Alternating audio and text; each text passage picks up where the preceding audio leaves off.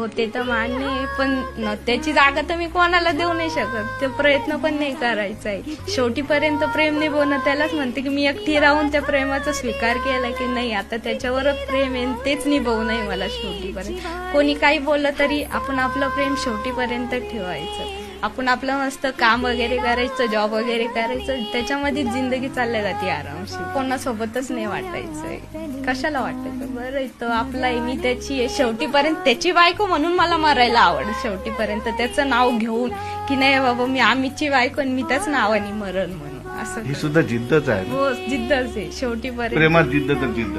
तसं पण चालन, जिद्द पण चालन, हट्ट म्हणलं तर हट्ट पण चालन, पण शेवटीपर्यंत राहायला प्रेम पाहिजे. वाटायचं नाही त्यांचं प्रेम नाही वाटायचंय कोणासोबत. आणि कोणी किती म्हणलं थोडी मला फरक पडणार आहे. मी त्याच्यावर किती प्रेम करते मला माहिती. पुढच्या जन्मी काय माहिती आम्ही दोघं डबल नवरा बायको म्हणून येऊ म्हणून.